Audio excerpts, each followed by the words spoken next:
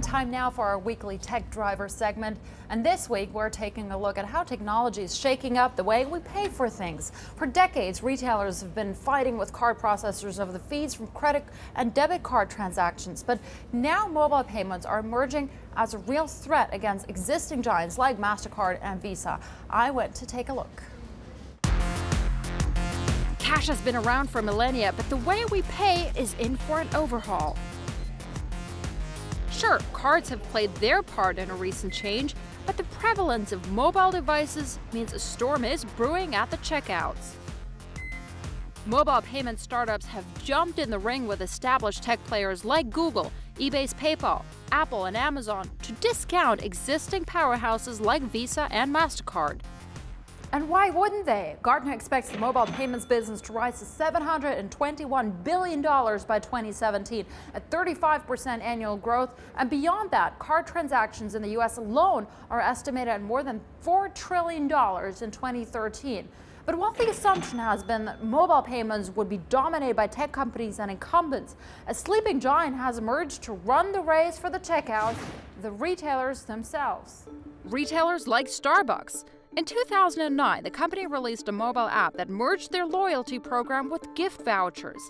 An app that's now morphed into a digital wallet designed to speed up service and gives insight into the customers themselves.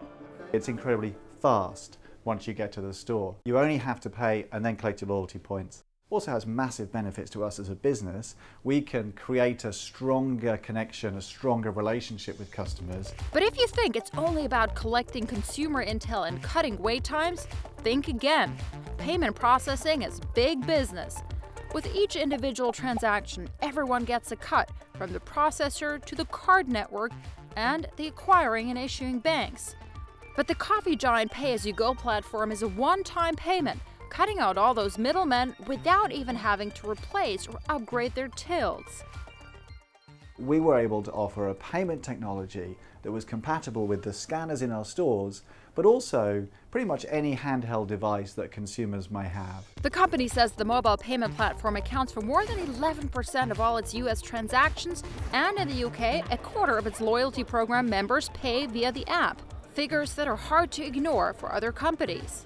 In August 2012, a group of more than 50 large-cap retailers that have locked horns with card processors announced Merchant Customer Exchange, a platform that links up each retailer's app with a unified payment platform, bypassing existing providers and tech companies looking to control that space. There is a bit of tension between the retailers who want to set up sort of a boundary between themselves and the tech world, while at the same time bringing technology to the hands of their own shoppers. So you have something like MCX, which is a consortium of big box retailers trying to replace your wallet. But whilst the consortium, made up of everyone from Walmart to the Gap, controls more than $1 trillion in transactions annually, after 3 years, the promised system has still yet to launch. It's really hard to look outside of Starbucks and see a ton of innovation that has worked. A lot of people in the space thought the promise of it would come to fruition sooner than it has. We will see over the next 2 to 3 years mobile payments in stores proliferate a bit more than it has in the past. Meaning the day you can leave this at home might be sooner than you think. Thank you.